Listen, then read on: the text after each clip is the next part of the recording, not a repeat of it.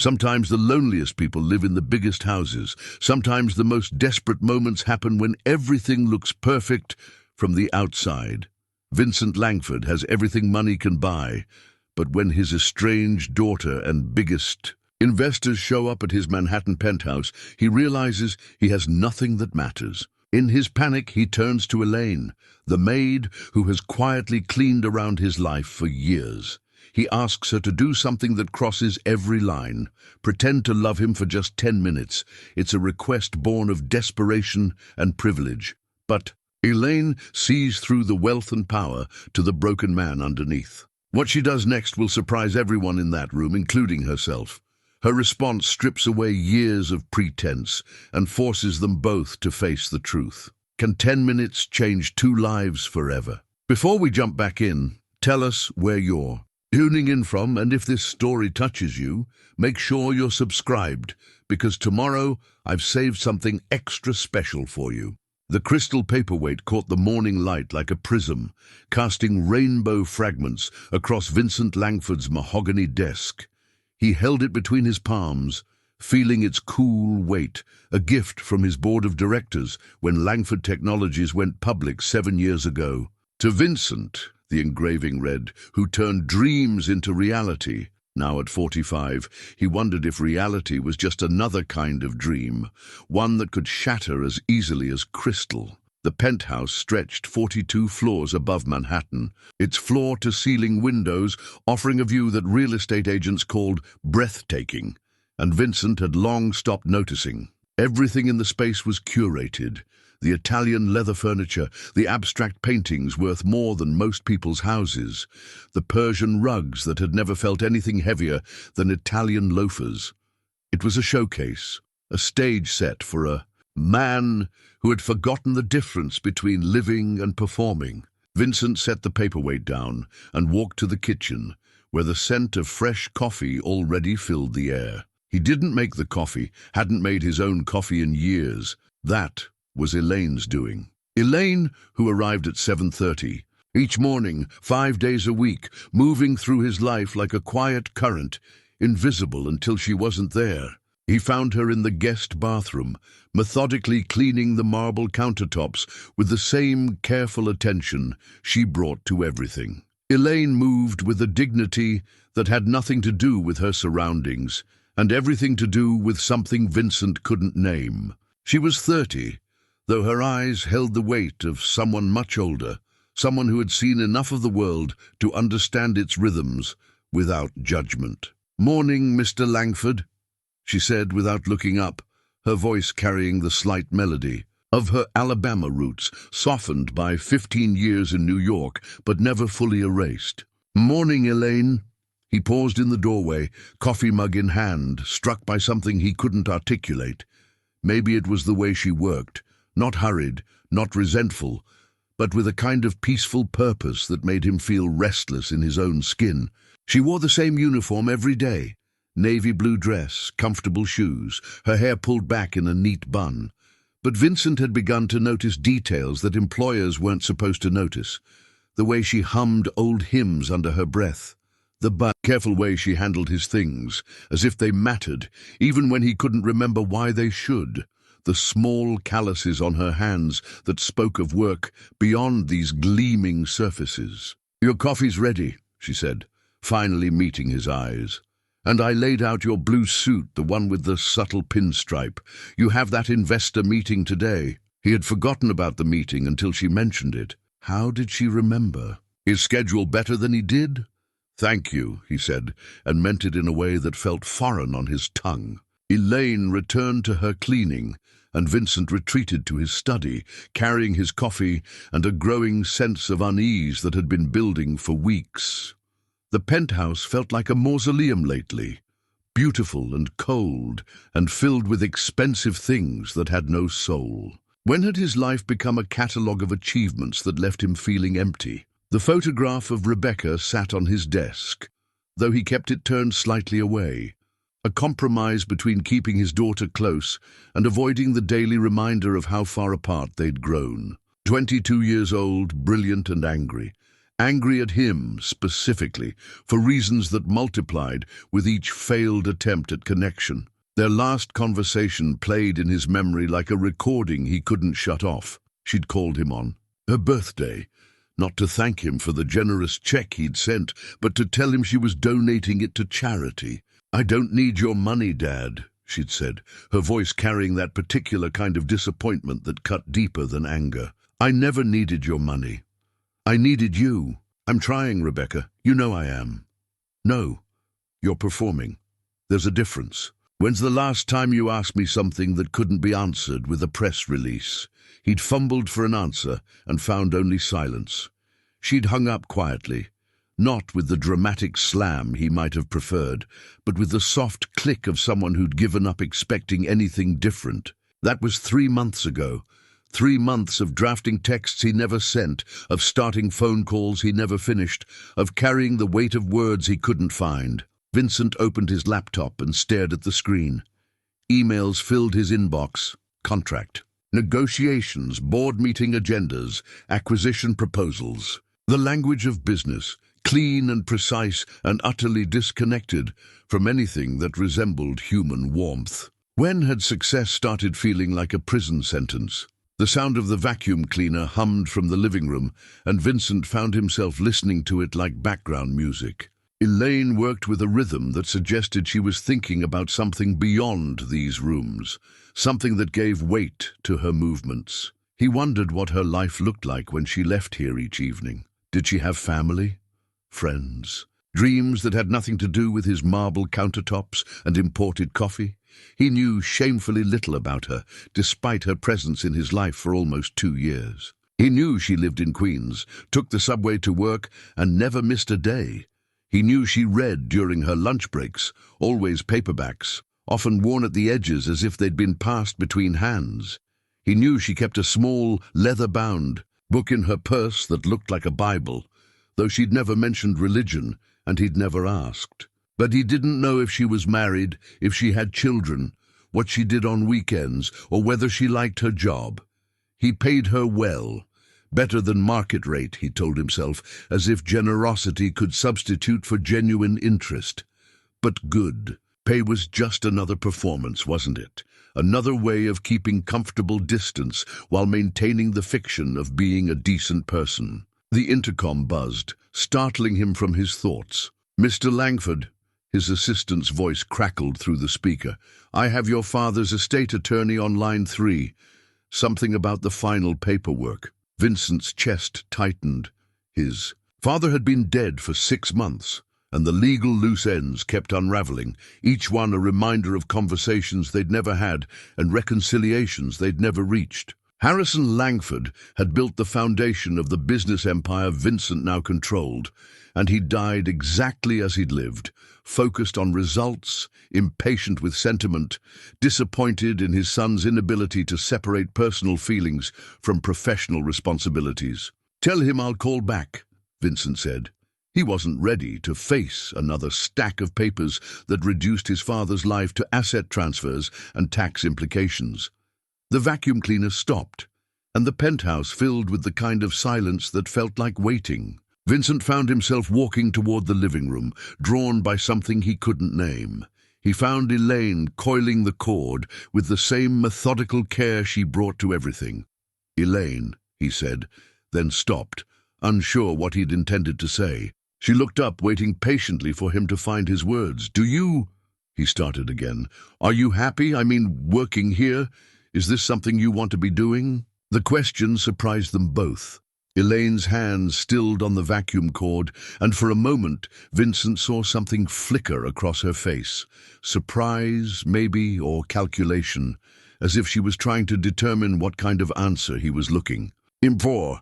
"It's good work," she said finally. "Honest work, and you treat me fairly." It wasn't an answer to his question, and they both knew it, but it was the kind of careful response that kept boundaries intact. And Vincent realized he'd been asking her to step across those boundaries into territory that neither of them had mapped. "Right," he said, "of course. I should let you get back to it." But as he turned to leave, Elaine's voice stopped him. "Mr. Langford." She was holding her small leather book, and he could see now that it was indeed a Bible, worn smooth at the edges. My grandmother used to say that happiness isn't something you find in a place. It's something you carry with you or you don't. Vincent turned back, struck by the gentle authority in her voice. Your grandmother sounds like a wise woman. She was. She raised me after my mama died. Taught me that work is work, but how you do it. That's who you are. Elaine paused, studying his face with an intensity that made him feel exposed. She also said that the loneliest people are usually the ones surrounded by the most stuff. The words hit Vincent like a physical blow, not because they were cruel, but because they were true. He stared at Elaine, this woman who cleaned his floors and somehow saw through his careful constructions to something he'd been trying to hide, even from himself. I should finish up, she said quietly, tucking the Bible back into her purse. You have that meeting. Vincent nodded and retreated to his bedroom, where his blue suit waited on the bed like an empty version of himself. As he dressed, he could hear Elaine moving through the penthouse with her quiet efficiency, and he found himself wondering what she really thought about his life, his loneliness, his expensive cage. The irony wasn't lost on him. He'd built an empire on reading people, on understanding what they wanted and how to give it to them.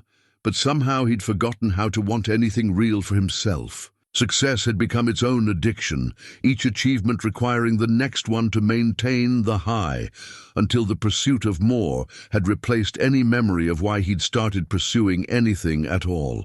Outside his windows, Manhattan hummed with 8 million lives, 8 million stories unfolding in apartments and offices and subway cars. But here, in his carefully climate-controlled tower, Vincent felt like he was watching life through glass, present but not participating, successful but not satisfied. His phone buzzed with a text from Rebecca.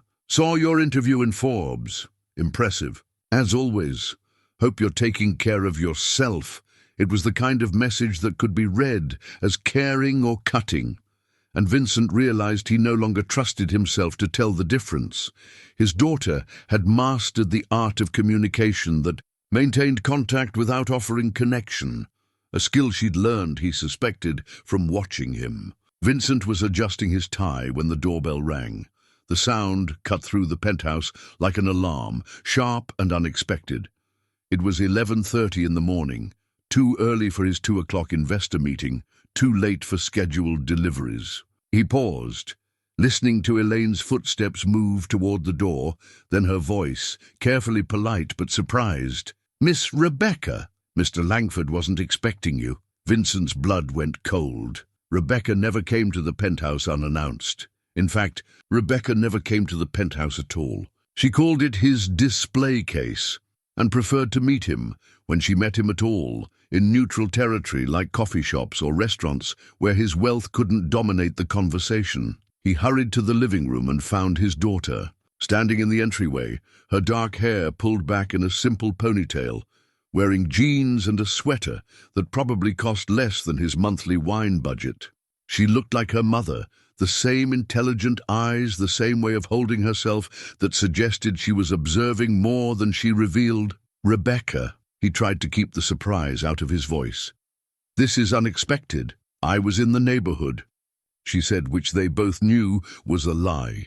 Rebecca lived in Brooklyn and had no reason to be on the Upper East Side unless she was making a deliberate choice to come here. I thought maybe we could talk. Behind Rebecca, Vincent noticed 2 other figures in the hallway, men in expensive suits carrying briefcases. His heart sank as he recognized them. Marcus Chen and David Walsh, 2 of his most important investors, the ones who were supposed to be meeting with him in 2.5 hours. Vincent, Marcus said, stepping forward with the kind of smile that meant business. Hope you don't mind us moving the meeting up. We were in the area, and Rebecca mentioned she was stopping by. Thought we could kill 2 birds. Vincent's mind raced. Rebecca had somehow coordinated this, brought his investors to his home when he was unprepared, unguarded, caught in the domestic space he'd worked so hard to keep separate from his professional life. The question was why. Of course, Vincent said, his training taking over. "Please come in. Elaine, could you get us some coffee?" Elaine nodded and disappeared toward the kitchen, but Vincent caught something in her expression, a flicker of awareness that this situation was charged with more tension than a simple schedule change. The four of them settled in the living room, Vincent and his investors on the white leather sofa, Rebecca in the chair across from them. The seating arrangement felt like a trial, with Vincent suddenly unsure whether he was the defendant or the judge. "Beautiful place," David said, looking around with the kind of appreciation that calculated square footage and market value. "Very impressive. Thank you." Vincent felt exposed in a way he never did in his office. The penthouse revealed too much. The careful emptiness of it, the way it looked like a magazine spread rather than a place where someone actually lived. "So, Dad," Rebecca said, and Vincent noticed how she emphasized the word, as if reminding, the room of their relationship.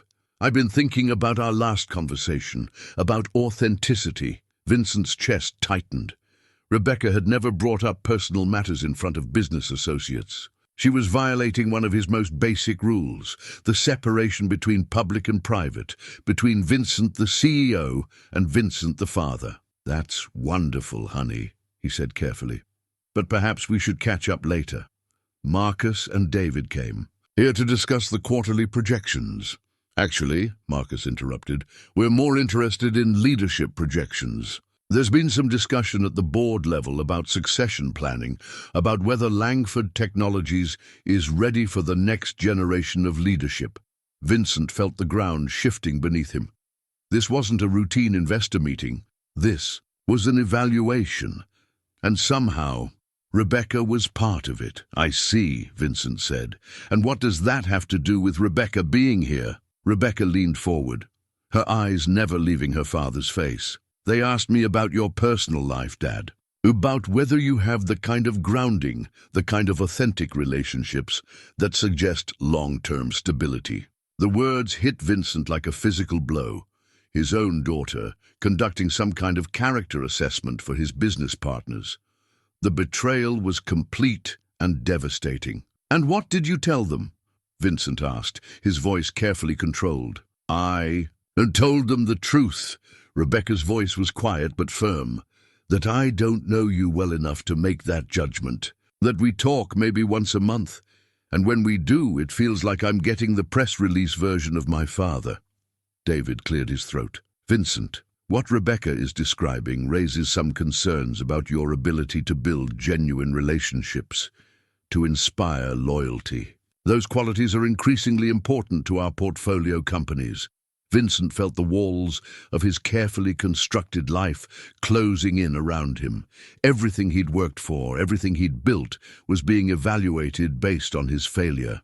To connect with his own daughter, Elaine appeared with a tray of coffee, moving through the charged atmosphere with her usual quiet grace. As she set the cups down, Vincent found himself watching her hands, steady, sure, unaffected by the tension crackling through the room. "Thank you, Elaine," he said, and for a moment their eyes met. Something passed between them, not affection. Exactly, but recognition.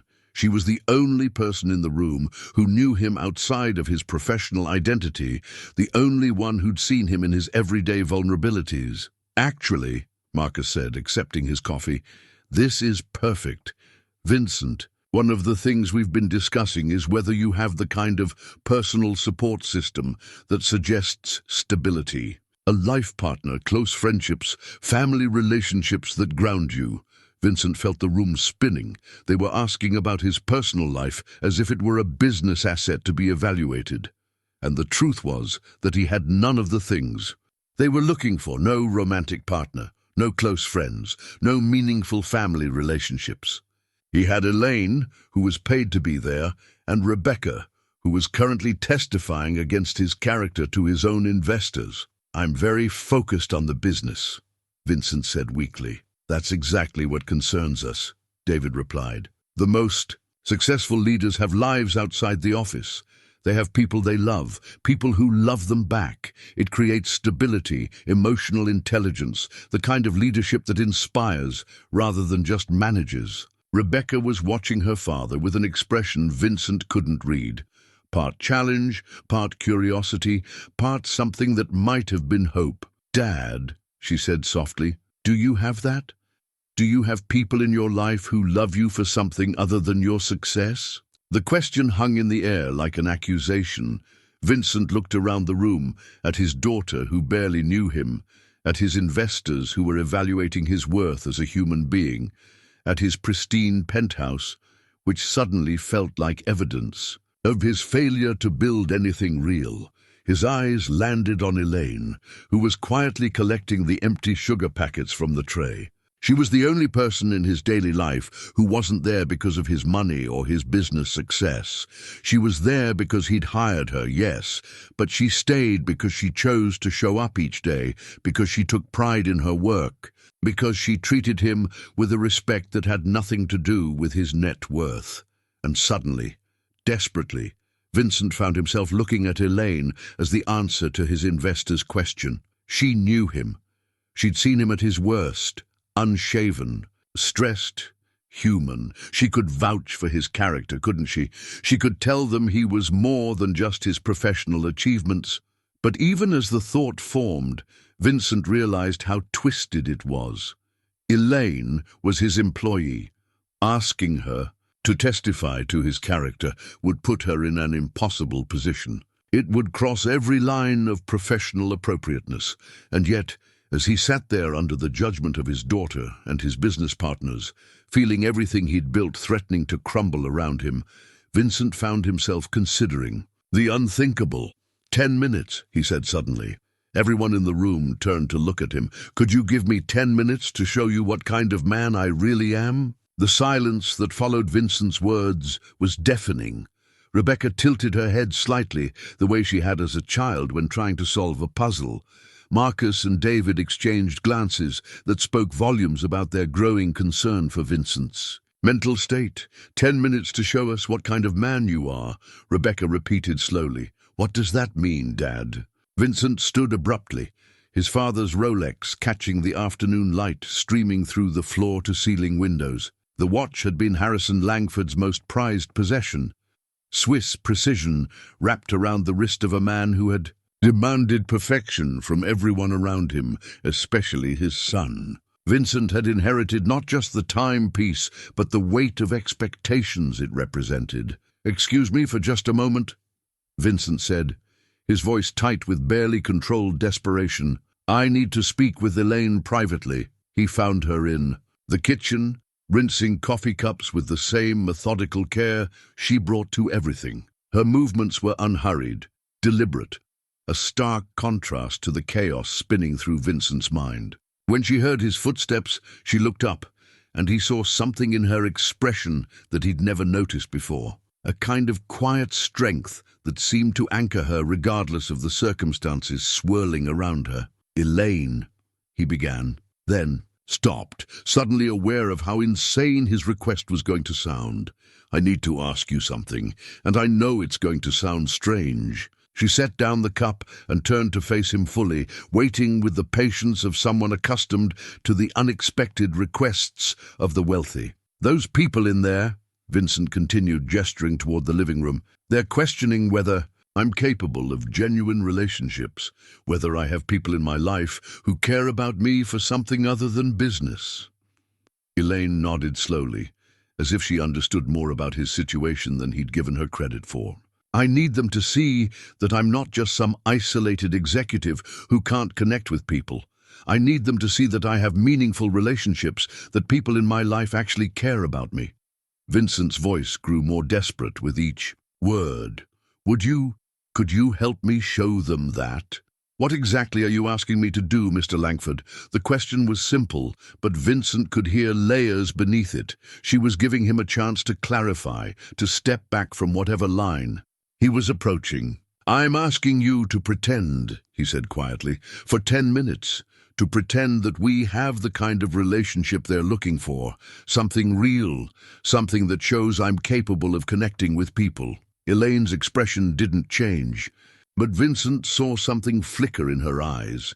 Not shock exactly, but a kind of careful assessment, as if she was weighing not just his request, but his entire character.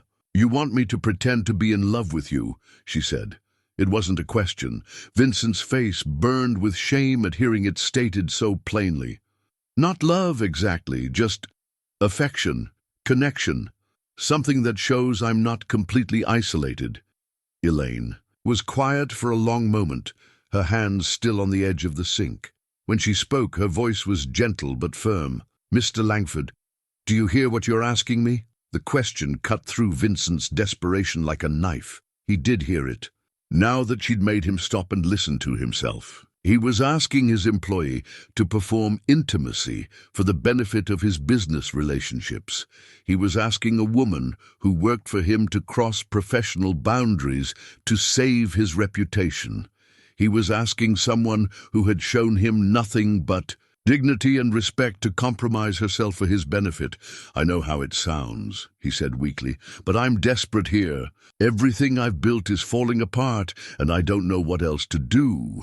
And you think pretending will fix it?" The words weren't cruel, but they carried a weight that made Vincent feel exposed. Elaine was looking at him with something that might have been compassion, but also disappointment, as if she'd expected better from him. "I don't know," Vincent admitted. "I just know that I can't lose everything I've worked for because I failed to build meaningful relationships. And you're the only person in my life who knows me as more than just a business success." Elaine picked up a dish towel and dried her hands slowly, each movement deliberate. "Mr. Langford, can I ask you something?" Vincent nodded, though he wasn't sure he wanted to hear the question.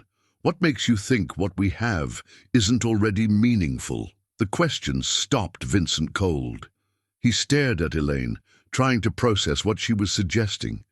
Did she mean their employer-employee relationship? The polite exchanges they shared each morning? The way she remembered his preferences and kept his life running smoothly? "I don't understand," he said. "You know I take the subway here every morning at 7. You know I read during my lunch breaks. You know I keep my grandmother's Bible in my purse. You asked me yesterday if I was happy." Elaine's voice was steady, matter-of-fact. "How many of your business associates know those things about you?" Vincent realized he was staring at her with new eyes. She was right. Their daily interactions, brief as they were, contained more genuine attention and care than most of his professional relationships, but it had never occurred to him to think of their connection as meaningful in any real sense. "But you work for me," he said, as if that explained everything. "Yes, I do. And you treat me with respect. You pay me fairly. You ask about my life occasionally, and you listen to the answers. You don't talk down to me or treat me like I'm invisible." Elaine paused, studying his face. "That is a relationship, Mr. Langford. It might not be romantic, but it's real." Vincent felt something shifting in his understanding, like a kaleidoscope being turned to reveal a new pattern. He'd been so focused on what he didn't have, a wife, close friends, a relationship with his daughter, that he'd completely overlooked what he did have. But recognizing it now didn't solve his immediate problem. "That's not what they want to see, though," he said. "They want to see someone who inspires loyalty, who has people who choose to be in his life. And you think I don't choose to be here?" The question hung between them, complex and challenging. Vincent had always assumed Elaine worked for him because she needed the job, because he paid well, because it was convenient. It had never occurred to him that she might have other options, that her presence in his life might represent any kind of choice beyond economic necessity. "I don't know," Vincent said honestly. "Do you?" For the first time since he'd known her, Elaine smiled. Not the polite professional smile she usually wore, but something warmer and more genuine. "Mr. Langford," she said, "I've worked for a lot of wealthy people in this city. Most of them treat their staff like furniture, useful, but not worth thinking about as human beings. You're different. You see me. That matters more than you probably realize." Vincent felt something warm and unfamiliar spreading through his chest. It wasn't the validation he'd been looking for, but it was something he hadn't realized he needed. The knowledge that his basic decency hadn't gone completely unnoticed, that someone in his life valued him for qualities that had nothing to do with his net worth. Elaine's smile faded as she seemed to consider something. She reached into her purse and pulled out a small gold band. Simple, worn thin by years of wearing. It was the kind of ring that spoke of modest means and lasting commitment, so different from the flashy jewelry Vincent was accustomed to seeing in his world. "This was my mother's wedding ring," she said, slipping it onto her finger. "She wore it for 12 years before she died. My grandmother gave it to me and told me to save it for when I found real love. Not performance, not convenience, but the kind of love that lasts through ordinary days and difficult times." Vincent watched her twist the ring on her finger, understanding that she was showing him something precious and private. "I've never worn it because I've never found that kind of love," Elaine continued, "but I know what it looks like. And what you're asking me to do, that's not it." The words stung, but they also clarified something important. Vincent realized he wasn't just asking Elaine to help him fool his investors. He was asking her to mock the very thing she was waiting to find in her own life. "You're right," Vincent said quietly. "I'm sorry, I shouldn't have asked." But Elaine held up a hand, stopping him. "I didn't say I wouldn't help you. I said what you're asking isn't real love. But maybe that's exactly the point." Vincent frowned, not understanding where she was heading. "Your daughter and your investors want to know if you're capable of authentic relationships," Elaine said. "What if instead of pretending to have one, you actually tried to build one, right here, right now, in front of them?" "I don't understand." "Stop thinking about this as a performance. Stop trying to convince them of something that isn't true. Instead, be honest about who you are and what you're looking for." Elaine's voice grew stronger, more certain. "Tell them you realize you've been so focused on success that you've neglected the relationships that matter. Tell them you want to change that, starting with your daughter." Vincent felt his pulse quicken, but that would mean admitting failure, admitting that they're right to be concerned. Yes, it would. And it would also show them something they're not seeing now, that you're capable of growth, of honesty, of putting relationships above your ego. The idea terrified Vincent more than any business negotiation he'd ever faced. Admitting vulnerability to his investors, acknowledging his failures as a father in front of Rebecca, it went against every instinct he'd developed in 20 years of corporate leadership. But what if they decide I'm not fit to run the company? What if they decide you're exactly the kind of leader they want? Someone who's honest enough to recognize his shortcomings and mature enough to work on them. Elaine's words carried a wisdom that Vincent recognized but had never applied to himself.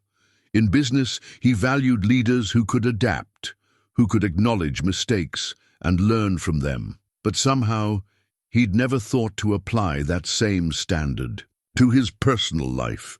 "And if they don't see it that way," Vincent asked, "then at least you'll have tried to build something real instead of something fake. At least you'll have shown your daughter that you're willing to be vulnerable for the chance to know her better." Vincent looked toward the living room, where Rebecca and his investors were waiting.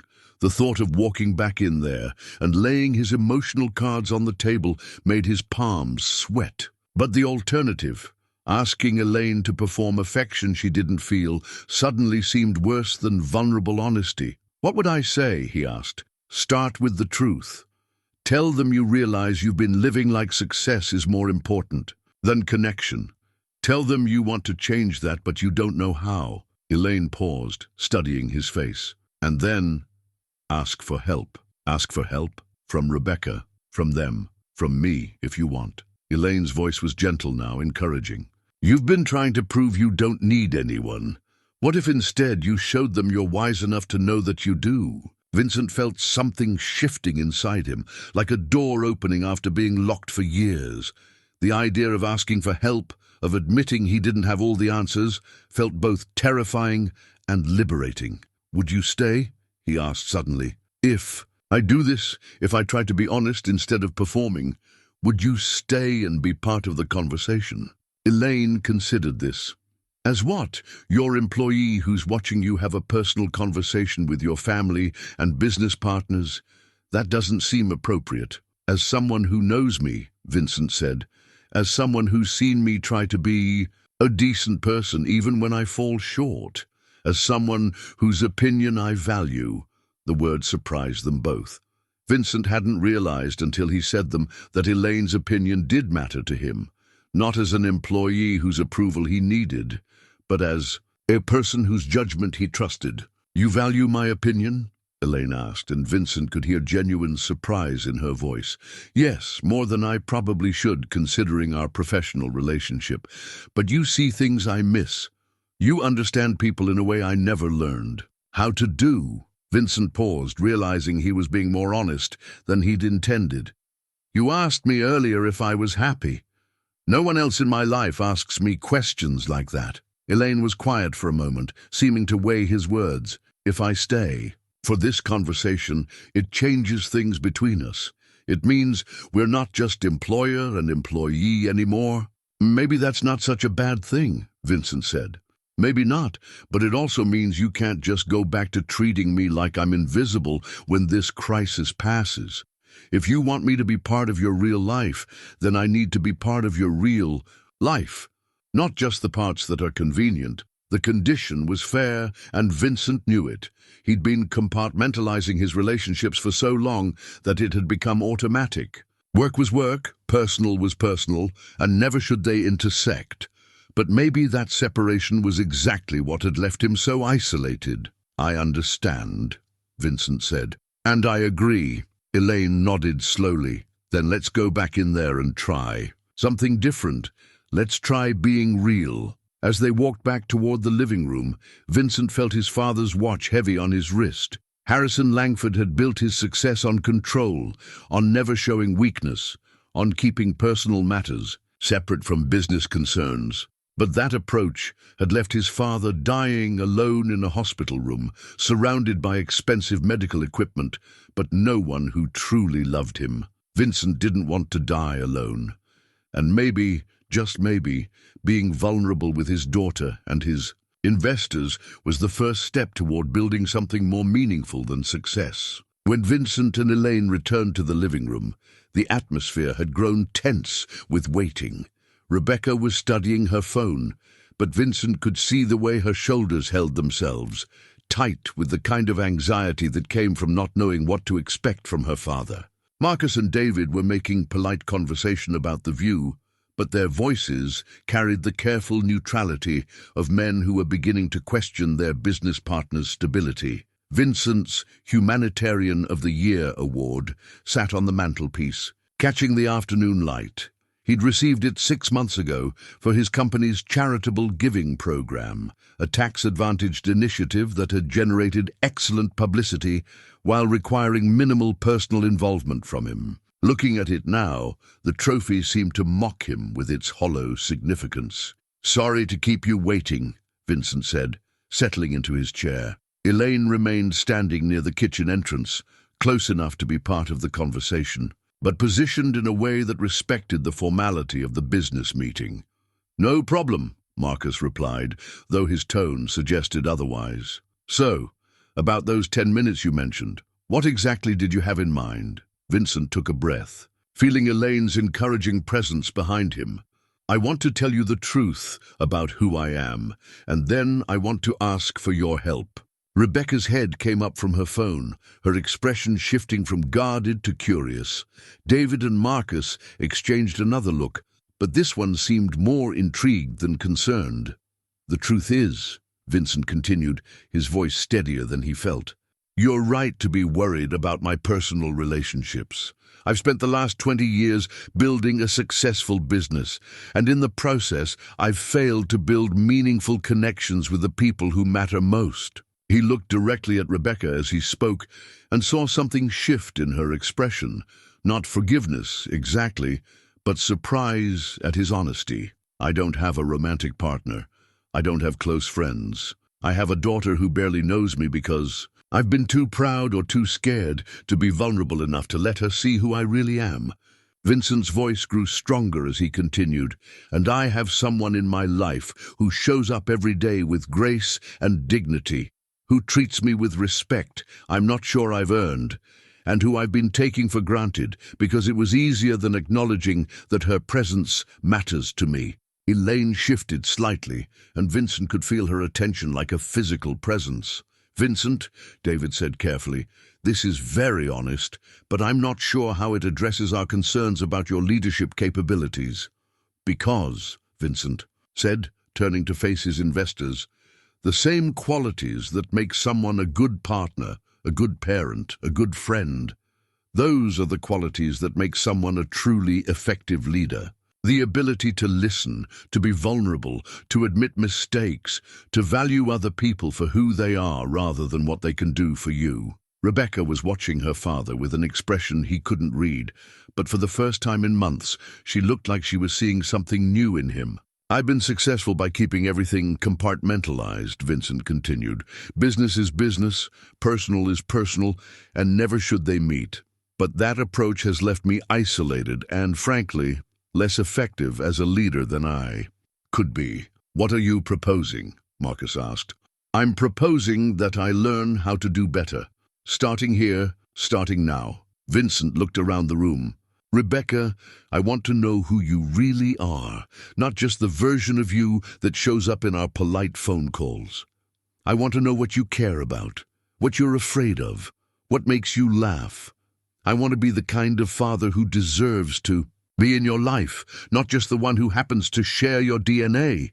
Rebecca's eyes widened, and Vincent saw something that might have been hope flickering across her face. "And Elaine?" Vincent turned toward her, feeling exposed but determined to continue. "I want to apologize for taking you for granted. You've brought dignity and grace into my life every single day, and I've been so focused on maintaining professional boundaries that I've missed the fact that what we have is already meaningful." Elaine's expression was unreadable, but Vincent thought he saw a slight softening around her eyes. "This is all very touching," David said, "but what does it mean practically? How does personal growth translate into business leadership?" Vincent had been dreading this question, but now that it was in front of him, he found he had an answer. "It means I stop trying to lead through control and start leading through connection. It means I listen to my employees the way I should, have been listening to my daughter. It means I value loyalty and trust over fear and compliance." "And how do we measure that?" Marcus asked. "How do we know this isn't just another performance?" The question hit Vincent like a physical blow, not because it was cruel, but because it was fair. He'd spent so many years performing different versions of himself for different audiences that even his sincerity could be questioned as just another act. "You don't," Vincent said simply. "You can't measure authenticity with metrics or quarterly reports. You have to see it lived out over time. All I can offer you is the commitment to try and the honesty to admit when I fall short." Rebecca leaned forward in her chair. "Dad, can I ask you something?" Vincent nodded, bracing himself for whatever challenge she might present. "What changed? Why are you saying all this now in front of them?" She gestured toward Marcus and David.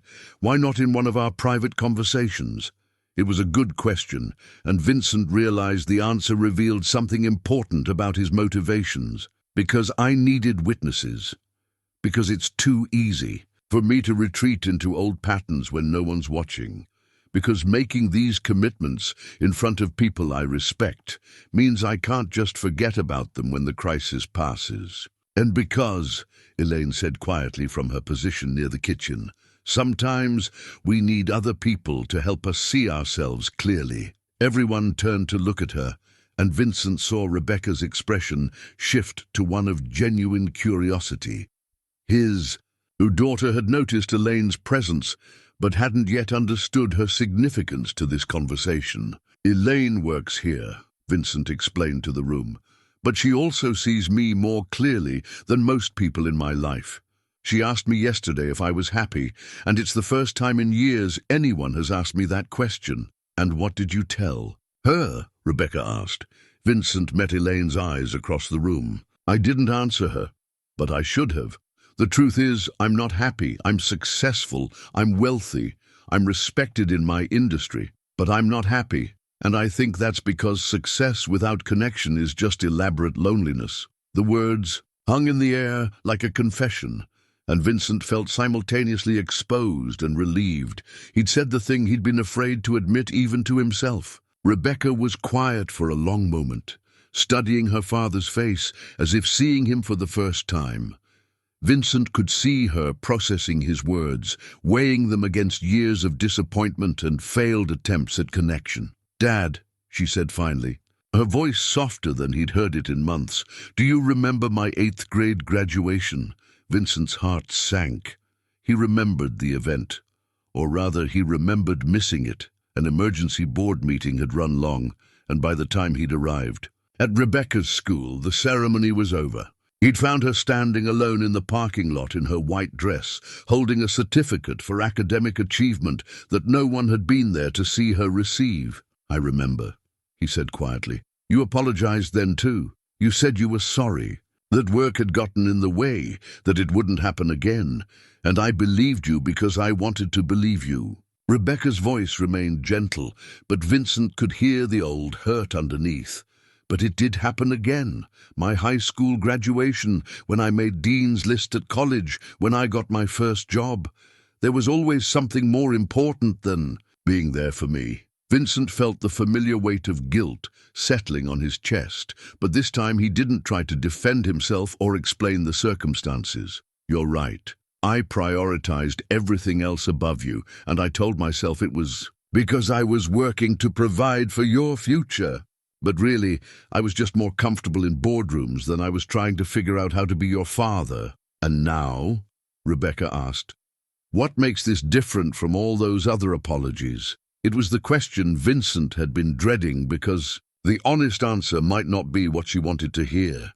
"Because I'm finally scared enough to change. Because I realize that I might lose everything that actually matters while holding on to everything that doesn't." Rebecca looked around the pristine penthouse, taking in the expensive art and designer furniture. "You mean you might lose the business?" "No," Vincent said, surprised by the clarity of his own response. "I mean, I might lose you. I mean, I might reach the end of my life and realize I was so busy building an empire that I forgot to build relationships with the people I love." Something flickered across Rebecca's face, surprise maybe, or hope. "You love me?" The question broke Vincent's heart. His daughter was 22 years old, and she had to ask whether her father loved her. "Of course I love you. You're the most important thing in my life." "But you've never acted like it," Rebecca said, and there was no accusation in her voice, just sadness. "Love isn't just a feeling, Dad. It's showing up, it's paying attention, it's choosing someone over and over again, even when it's inconvenient." Vincent looked across the room at Elaine, who was listening to this conversation with the careful attention of someone who understood the weight of what was being said. He thought about the way she showed up every morning, the way she paid attention to small details that mattered to him, the way she'd chosen to treat him with dignity even when he hadn't earned it. "You're right," Vincent said to Rebecca, "and I want to learn how to do that. I want to learn how to show love instead of just feeling it." Marcus cleared his throat, reminding everyone that this deeply personal conversation was taking place in front of Vincent's business partners. "Vincent, this is all very moving, but we're here to discuss business matters." "Are we, though?" Vincent asked, turning to face his investors. "Because what you said earlier suggests you think my personal relationships are a business matter. You want to know if I can inspire loyalty, if I can build the kind of connections that create lasting success. Well, here's your answer. I'm learning." David leaned forward, his expression thoughtful. "Learning from whom?" Vincent gestured toward Elaine. "From someone who understands what authentic relationship looks like, someone who shows up with integrity every day, regardless of whether anyone notices or appreciates it." Elaine shifted uncomfortably. clearly not expecting to be drawn into the business discussion. "Mr. Langford, I don't think—" "Please," Vincent interrupted gently. "Call me Vincent. And please, tell them what you told me earlier about the difference between performance and truth." Elaine looked around the room, taking in the expectant faces of Vincent's daughter and business partners. Vincent could see her making a decision, stepping across the invisible line that had always separated her role as employee from her perspective as someone who knew him well. "In my experience," Elaine said carefully, "the people who perform love are usually the ones who've never felt it. And the people who felt it don't need to perform it. It shows up naturally in how they treat others." Rebecca was studying Elaine with obvious interest. "And which one is my father?" Elaine met Rebecca's gaze directly. "I think your father is someone who cares deeply but never learned how to show it in ways that other people could recognize. He's generous with money but careful with emotion. He notices details but struggles with intimacy." Vincent felt exposed by Elaine's assessment, but also understood in a way he hadn't expected. She'd been watching him for 2 years, and she'd seen patterns he wasn't even aware of. "But here's the thing," Elaine continued, her voice growing stronger. "I've worked for people who don't care at all, who see their staff as furniture and their families as accessories. Your father isn't like that. He asks about my life. He remembers things I tell him. When I was sick last month, he told me to go home and rest, and he meant it." Vincent didn't remember Elaine being sick, but apparently she did.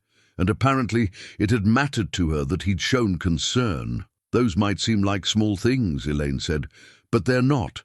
They're the foundation of caring. The problem isn't that your father doesn't know how to love. It's that he's afraid to risk showing it." "Afraid of what?"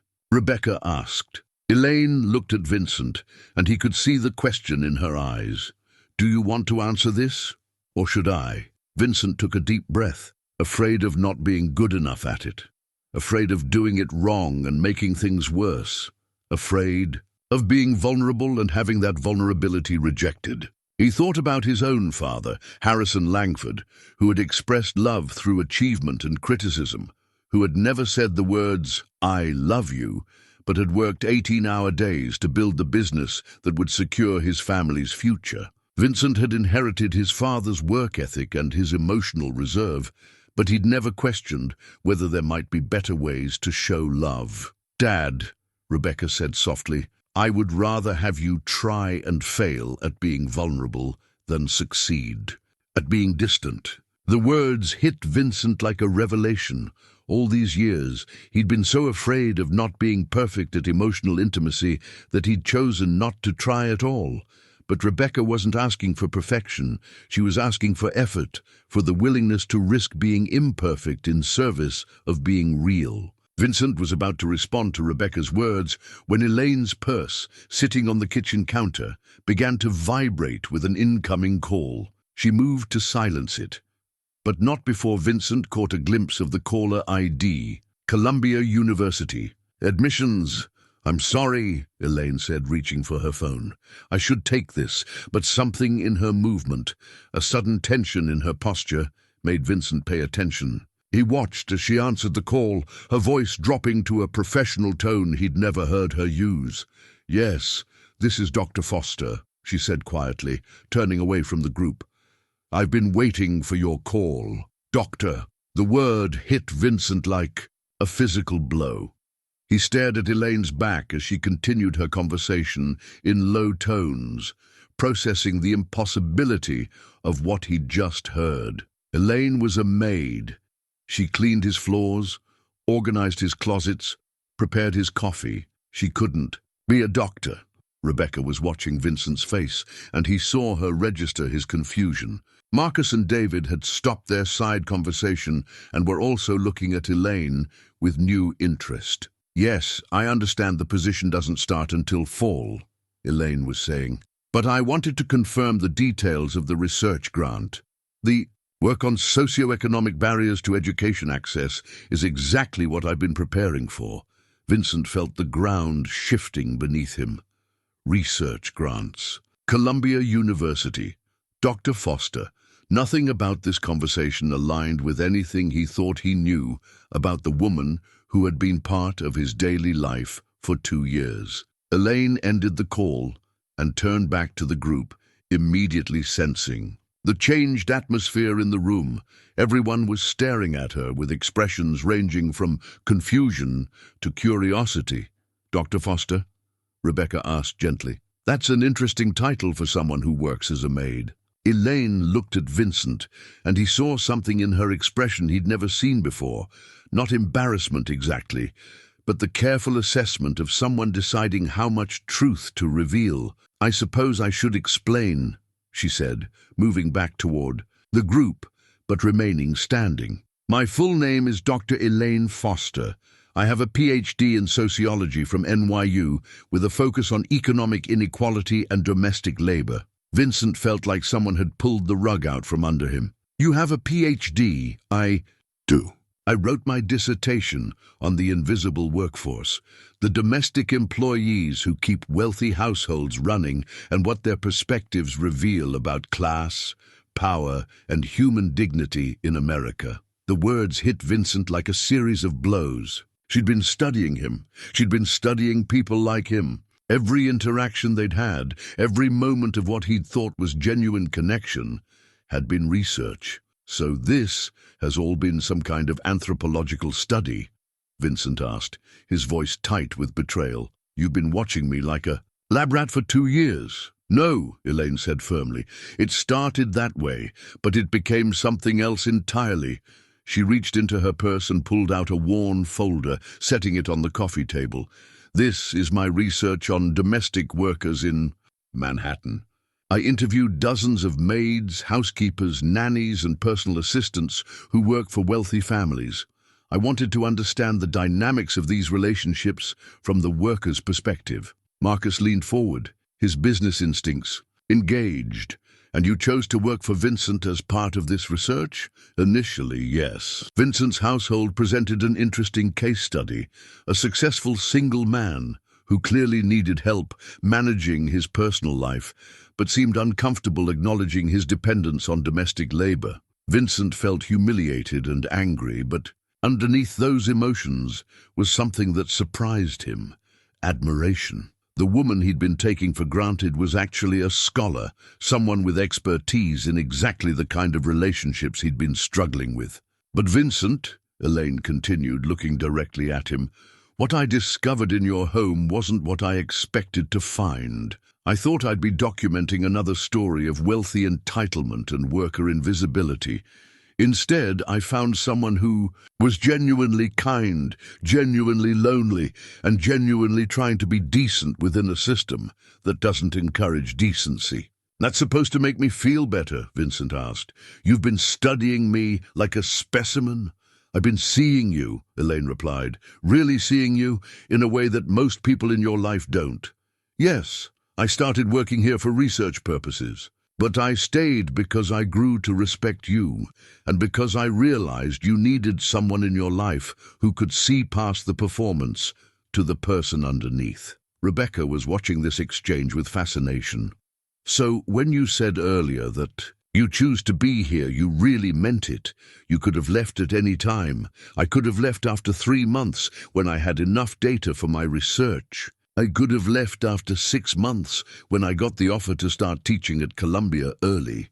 I could have left last month when the university increased their offer." Elaine looked around the room. "But I stayed because what we built here mattered. To me, not as research, but as relationship." Vincent was struggling to process this information. "You got a job offer at Columbia." "I got a job offer as an assistant professor in the sociology department, with a full research grant to continue my work on economic inequality. The position starts in the fall, but they've been trying to get me to start early for months, and you turned them down to keep cleaning my floors." Vincent couldn't keep the disbelief out of his voice. "I didn't turn them down. I negotiated a Delayed start date because I felt a responsibility to you, because despite how it started, I've come to care about your well-being, because walking away when you were struggling felt wrong. David was shaking his head in amazement. So, you have a PhD from NYU, a professor position waiting at Columbia, and you chose to continue working as a maid because you cared about your employer's emotional health. I chose to honor a commitment I'd made to someone who had treated me with respect and dignity. I chose to see through a relationship that had become meaningful, regardless of how it started. Elaine looked at Vincent. And I chose to believe that sometimes the most important work we do isn't the work that looks impressive on paper. Vincent felt his understanding of the last 2 years completely reorganizing itself. Every conversation they'd had, every moment, of what he'd thought was simple employer-employee interaction had been taking place between equals. He'd just been too blind to see it. "Why didn't you tell me?" he asked. "Would it have changed how you treated me?" Elaine asked. "If you'd known I had advanced degrees, would you have been more likely to ask my opinion, to see me as a person rather than just staff?" Vincent wanted to say no, but he knew the answer was probably yes. He would have been more formal, more careful, more aware of the intellectual disparity that didn't actually exist. He might never have developed the comfortable familiarity that had allowed him to be himself around her. "You're right," he said. "I probably would have treated you differently, and not necessarily better. I know. That's why I didn't tell you. I wanted to see who you really were when you thought no one important was watching. And what I saw was someone who was fundamentally decent, just very lonely and somewhat lost." Rebecca was staring at Elaine with obvious admiration. "You gave up months at Columbia to take care of my father's emotional well-being. I delayed starting a job I'm excited about because I felt a responsibility to see through a commitment I'd made. Your father needed someone in his life who could see him clearly, and I was in a unique position to be that person." Vincent realized that everything he'd thought about power dynamics in his household had been wrong. Elaine hadn't been dependent on him for anything. She'd been choosing every single day to show up and care about his life. The relationship he'd valued for its authenticity had been even more authentic than he'd realized. The silence that followed Elaine's revelation stretched through the penthouse like a held breath. Vincent stared at her, trying to reconcile the woman he thought he'd known with the scholar who had been observing him with professional detachment that had somehow transformed into genuine care. "There's something else," Vincent said quietly, his voice barely audible above the hum of the air conditioning. "Something I haven't told any of you." Rebecca looked up from where she'd been studying. Elaine's research folder, her expression shifting to concern at her father's tone. 3 months ago, I went to see a doctor about some symptoms I'd been having. Fatigue, occasional chest pain, shortness of breath during exercise. Vincent's hands were shaking slightly as he spoke. I thought it was stress from work, maybe early signs that I needed to slow down. Marcus and David exchanged glances, their business instincts immediately alert to anything that might affect their investment. The test revealed that I have a genetic heart condition, hypertrophic cardiomyopathy. It's the same condition that killed my father, though we didn't know it at the time. We thought his heart attack was just the result of too much stress and too many cigars. Rebecca's face went pale. "Dad, why didn't you tell me?" "Because I didn't want to worry you. Because I thought I could handle it alone, the way I've handled everything else." Vincent looked around the room at the faces staring. Back at him, his daughter, his business partners, the woman who had been studying him and caring for him simultaneously. "But mostly because I was afraid." "Afraid of dying?" Elaine asked gently. "Afraid of dying alone," Vincent admitted.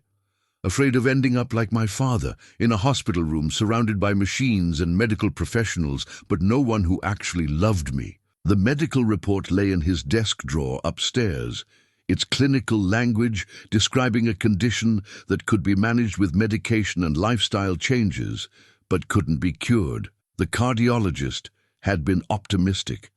Vincent could live for decades with proper care, but the diagnosis had forced him to confront the possibility that he might not have as much time as he'd assumed to fix his relationships. "That's what this morning has been about, hasn't it?"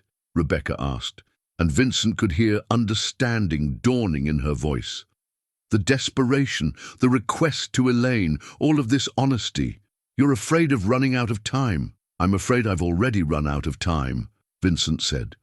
"I'm afraid I've spent so many years building walls that I don't know how to tear them down.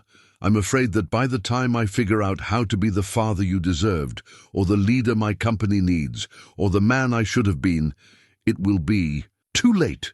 Elaine was watching him with an expression he couldn't read. "Mr. Vincent," she corrected herself. "When did you get this diagnosis?" "February 15th. That was a week before you started asking me how I was doing. Before you began remembering details about my life, before you started treating our conversations like they mattered." Elaine's voice was thoughtful, analytical. "I wondered what had changed in your behavior. I thought maybe you were just becoming more comfortable with me, but it was more than that, wasn't it?" Vincent nodded. "The diagnosis made me realize that every interaction might be precious, that I couldn't afford to sleepwalk through relationships anymore." "But you didn't tell anyone," David observed. "Not Rebecca, not us, not your medical team about the full extent of your concerns." "I told Dr. Martinez, my cardiologist, that I was worried about the impact on my work. But I didn't tell him that I was mostly worried about dying without having lived, without having connected with people in meaningful ways." Vincent stood and walked to the window, looking out at the city spreading below him. Millions of people, going about their lives, most of them probably taking for granted the relationships he'd been too afraid or too proud to build. "The thing is," he said, still facing the window, "I've been successful at everything I've tried, except the things that actually matter. I can negotiate billion-dollar deals, but I can't figure out how to have dinner with my daughter without it feeling like a business meeting. I can inspire loyalty from employees, but I can't inspire love from people who know me personally." "That's not true," Elaine said firmly. "You inspired loyalty from me, and I knew you personally. I knew you well enough to see past your professional in persona to the person underneath." Vincent turned back to face her. "But you were studying me. Your loyalty was professional, academic." "My initial interest was academic," Elaine corrected. "My loyalty became personal. There's a difference." Rebecca was quiet for a moment, processing everything she'd learned in the past hour. "Dad, if you'd told me about the diagnosis, I would have been there for you. You wouldn't have had to face it alone." "Would you have, though?" Vincent asked, and he could hear the vulnerability in his own voice. "Or would you have felt obligated to be there, the way people do when someone is sick? I didn't want pity or duty. I wanted to earn genuine connection." "You can't earn love, Dad. That's the point. Love isn't a transaction or an achievement. It's a choice people make because of who you are, not what you've accomplished." Vincent felt tears threatening and fought them back. He'd spent so many years in control, presenting a composed face to the world, that the idea of crying in front of his business partners felt like the final breakdown of professional boundaries. But Elaine stepped forward and gently placed a hand on his shoulder. "It's okay," she said quietly. "Crying doesn't make you weak. It makes you human." The simple touch, the permission to feel, broke something open in Vincent's chest. The tears came quietly but steadily, and he found himself sitting back down heavily, overwhelmed by months of suppressed emotion. Marcus and David sat in stunned silence, clearly out of their depth with this level of personal disclosure from their usually controlled business partner, Vincent. Marcus said carefully, "We came here today with concerns about your leadership capabilities. But what we're seeing now, this level of self-awareness, this willingness to be vulnerable, these are actually the qualities we value most in the leaders we back. You're not concerned that I've been hiding a serious medical condition. We're concerned that you thought you had to hide it," David replied. The diagnosis itself is manageable with proper care. The isolation you've been carrying is the bigger risk factor. Rebecca moved from her chair to sit beside her father on the sofa. Dad, I want to help you through this. The medical stuff, yes, but also the relationship stuff. I want us to learn how to be family. Vincent looked at his daughter, really looked at her, and saw not just the successful young woman she'd become, but the 8-year-old who had waited for him in that parking lot, hoping he would show up. I don't know how, he admitted. I don't know how to be vulnerable without feeling like I'm failing. I don't know how to ask for help without feeling like I'm admitting defeat. Maybe, Elaine said, still standing close enough that her presence felt like an anchor. You start by recognizing that vulnerability and failure aren't the same thing. That asking for help is actually a sign of wisdom, not defeat. Vincent nodded, feeling something shifting in his understanding of strength and weakness, success and failure. For so many years, he'd equated independence with competence, isolation with strength. But looking around this room at people who were offering him connection despite his failures, he began to understand that maybe he'd had it backward. What happens now? He asked, addressing the question to everyone in the room. Now, Rebecca said, you start making different choices. You choose connection over control. You choose honesty over image management. You choose to let people help you.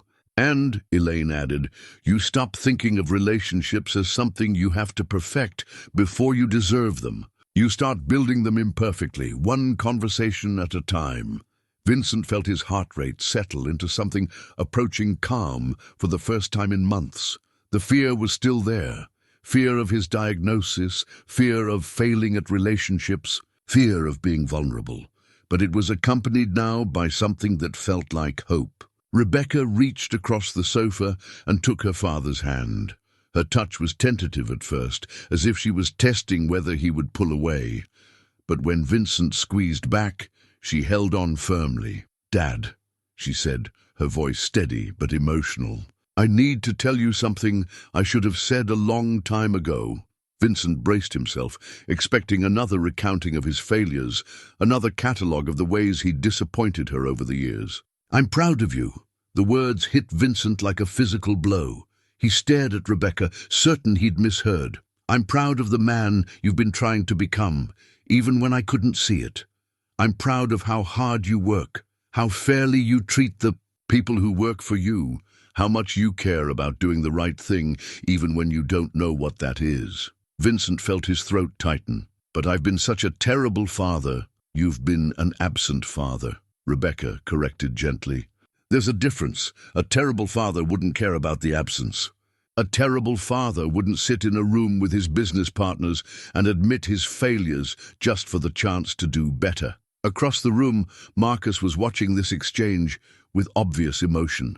Vincent, I have to say, in 30 years of business relationships, I've never seen someone willing to risk their professional standing for the chance to improve their personal relationships. Actually, Elaine interjected, her scholar's mind engaging with the dynamics she was observing, that willingness to prioritize relationship over image is exactly what distinguishes transformational leaders from transactional ones. David leaned forward, interested.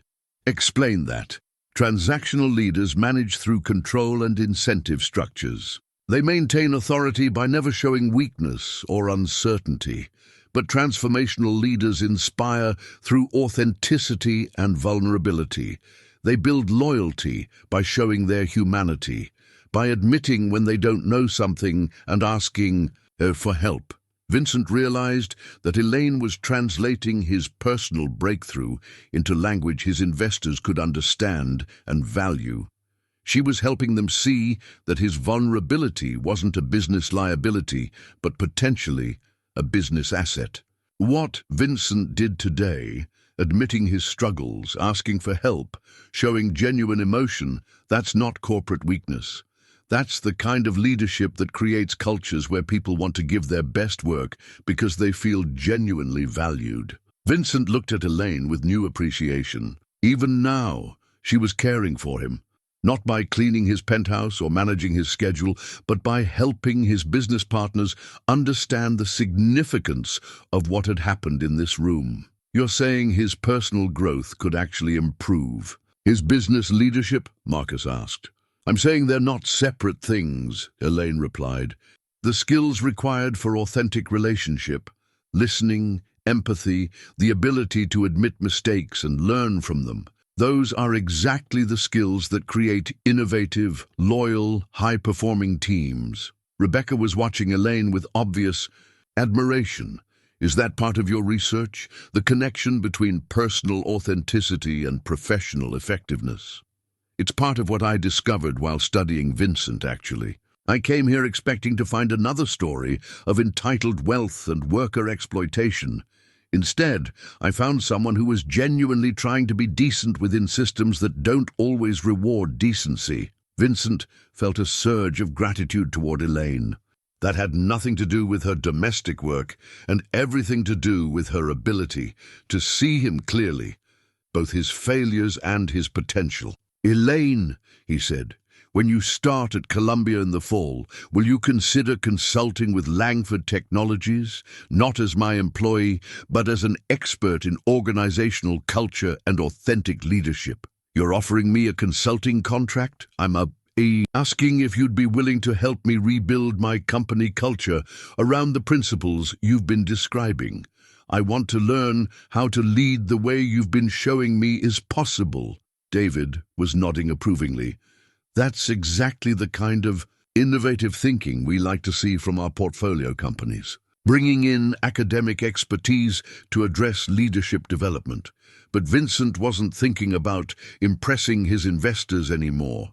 He was thinking about the possibility of working with Elaine as a colleague, an equal, someone whose expertise could help him become not just a better leader, but a better person. I'd be honored to consult with your company, Elaine said. But I have one condition. Name it.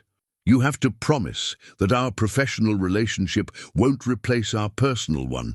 I don't want to go back to being just another business associate who helps you manage your image. Rebecca squeezed her father's hand. What she's saying, Dad, is that she wants to keep being your friend.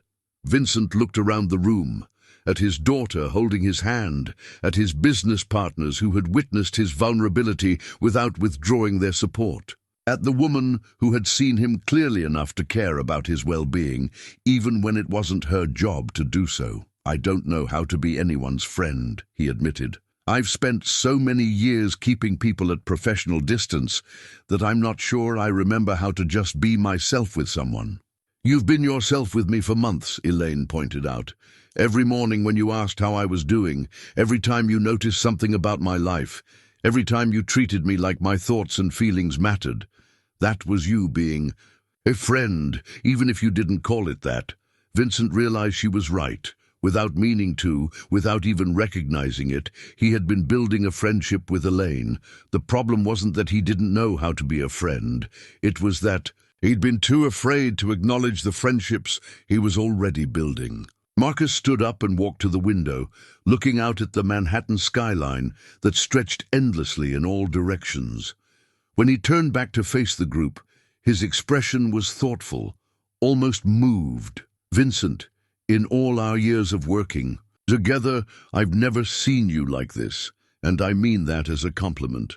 He looked around the room, taking in the scene, a successful CEO holding his daughter's hand while discussing leadership philosophy with his former maid who turned out to be a Columbia professor. What happened here today gives me more confidence in your leadership than any quarterly report ever could, David nodded in agreement. The authenticity, the willingness to be vulnerable, the way you listened to feedback from your daughter and from Elaine, that's the kind of emotional intelligence that creates lasting business success. Vincent felt a weight lifting from his chest. So you're not concerned about my ability to run the company? We're more confident in your ability to run it well, Marcus replied. Leadership isn't about never making mistakes or never needing help. It's about having the wisdom to recognize when you need to grow and the courage to actually do it. Elaine reached for the box of tissues that sat on the side table. one of those small, practical items that spoke to the human needs even wealth couldn't eliminate. She handed it to Vincent, who realized he was still crying intermittently, tears of relief mixing with years of suppressed emotion. "Thank you," he said, taking a tissue. Then looking around the room, he added, "All of you, thank you for staying, for listening, for not giving up on me when I was ready to give up on myself." Rebecca leaned against her father's shoulder, the gesture casual and affectionate in a way Vincent couldn't remember experiencing since she was a small child. "Dad, what happens next? How do we build on this, I think?" Vincent said slowly. "We start by having dinner together. Not a business dinner, not a formal reconciliation meeting, just dinner. Maybe Elaine could join us if she's willing. Maybe we could just try being people who care about each other instead of people who are trying to manage relationships." "I'd like that," Rebecca said immediately. "I'd like it a lot." Elaine was quiet for a moment, considering. "As long as it's clear that I'm joining you as a friend, not as someone who's being paid to be there." "It's clear," Vincent assured her. "In fact, I think this might be the first time in years I've invited someone to dinner because I wanted their company rather than because I needed something from them." David chuckled. "That's probably the most honest thing any CEO has ever said in front of investors." "Speaking of which," Marcus said, "we should probably discuss the business implications of what we've learned today. Vincent, your willingness to bring in outside expertise, to prioritize authentic leadership development, that's exactly the kind of forward-thinking approach that sets successful companies apart." Vincent realized that his moment of desperate vulnerability had somehow transformed into a business asset. But more importantly, he realized he didn't care about the business implications as much as he'd expected to. The relationships in this room mattered more than the professional advantages. They might provide, "The business will benefit because I'm going to be a better leader," Vincent said. "But that's not why I'm doing this anymore. I'm doing it because I want to be able to look at myself in the mirror and like what I see. I want to be someone my daughter is proud to know, someone my friends actually want to spend time with." "And," Elaine added with a smile, "someone who doesn't need to ask his domestic staff to pretend to love him because he's built genuine connections with people who actually do care about him." The comment brought laughter from everyone in the room, including Vincent. It felt good to laugh at himself, to acknowledge how desperate and misguided his original request had been, without shame overwhelming the humor. "I can't believe I asked you to do that," Vincent said, shaking his head.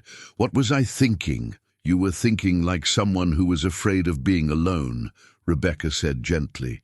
"Someone who was so desperate for connection that you were willing to settle for performance. But you don't have to settle anymore, Dad. You have real relationships now." Vincent looked around the room one more time, taking in the faces of people who had chosen to stay through his breakdown and transformation. His daughter, who had offered him not just forgiveness, but pride. His business partners, who had seen his vulnerability as strength rather than weakness. And Elaine, who had cared for him long before he'd earned it, and continued caring even after he'd learned the truth about her qualifications and motivations. For the first time in months, Vincent felt genuinely hopeful about the future. Not because his problems were solved. His heart condition would require ongoing management. His relationship with Rebecca would need continued work. His business leadership would need conscious development. But because he was no longer facing those challenges alone. "So," he said, wiping his eyes one final time, "who's hungry?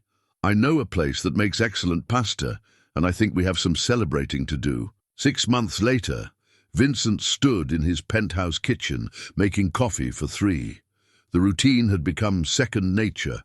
Rebecca took hers with cream and 1 sugar, Elaine preferred it black, and he'd developed a taste for something in between. The coffee maker was new, a wedding gift from Rebecca, though the wedding it had celebrated wasn't his own. The photograph on his kitchen counter showed 3 figures standing together outside Columbia University. Vincent in a navy suit, Rebecca in her graduation dress, and Elaine in academic regalia, having just delivered her first public lecture as Dr. Foster, assistant professor of sociology. The image captured a moment of genuine joy, the kind that couldn't be staged or performed. Vincent's health had stabilized under Dr. Martinez's care. The medication was working, his exercise routine was consistent, and most importantly, the stress that had been slowly killing him had been replaced by something that felt like peace. He'd learned to recognize the early signs of the chest tightness that sometimes accompanied anxiety, and he'd developed strategies for managing it that didn't involve isolation and control. The penthouse itself looked different now. The pristine, magazine-worthy aesthetic remained, but there were signs of actual life. Books on the coffee table that belonged to all three of them, a chess set that he and Rebecca used during their weekly dinners, a comfortable throw blanket that Elaine had brought because she'd noticed the leather furniture was often cold. The space felt lived in rather than displayed. "Morning, Dad," Rebecca called from the living room, where she was reviewing documents for her new job at a non-profit focused on educational equity. She'd started working there 3 months ago, drawn by mission-driven work that felt more meaningful than the corporate consulting she'd been doing. "Morning, sweetheart," Vincent called back, surprised as always by how natural the endearment had become. They'd had dinner together every Tuesday for 6 months now, and the conversations had evolved from careful catch-ups to the kind of rambling discussions about life and values that Vincent had never imagined he could have with his daughter. Elaine emerged from the guest room she'd been using as a home office while finishing her research project. She'd taken the consulting contract with Langford Technologies seriously, spending several days a week at the company headquarters, interviewing employees and observing management practices. Her recommendations had already begun transforming the corporate culture in ways that surprised everyone, including Vincent. "How's the final report coming?" Vincent asked, handing her a cup of coffee. "It's finished, actually. I'll present it to your board next week." Elaine settled at the kitchen island, looking comfortable in the space that had once been solely Vincent's domain. "I think you're going to be pleased with what your employees said about the changes in leadership over the past 6 months." Vincent felt a familiar flutter of anxiety about being evaluated, but it was manageable now, tempered by genuine curiosity about what his staff had observed. He'd been working with an executive coach, another recommendation from Elaine, and had implemented several changes in how he conducted meetings, gave feedback, and approached decision-making. "Good news or challenging news?" he asked. "Both, which is exactly what good research should provide." Elaine smiled. "Your employees have noticed a significant change in your leadership style. They feel more heard, more valued, more willing to bring innovative ideas forward.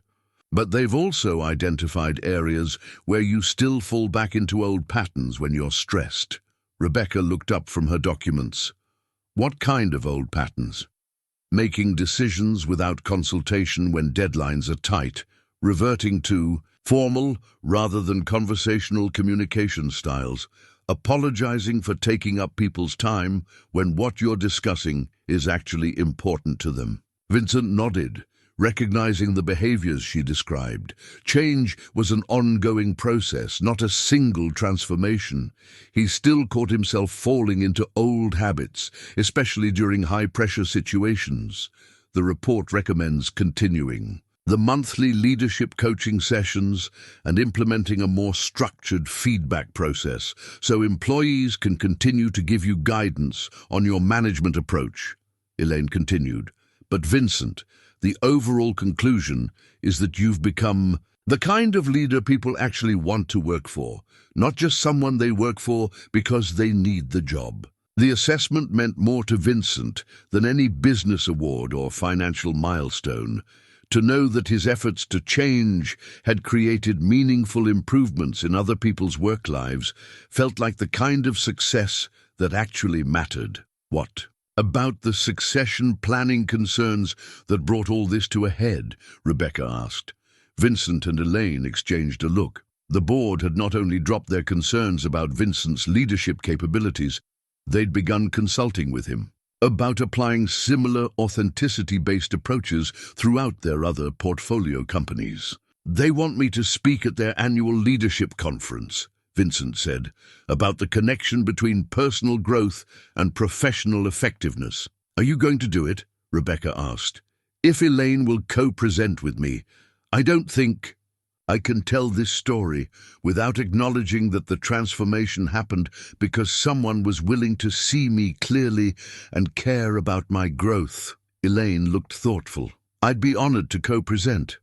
It would be valuable data about whether these approaches can be scaled across different organizational contexts."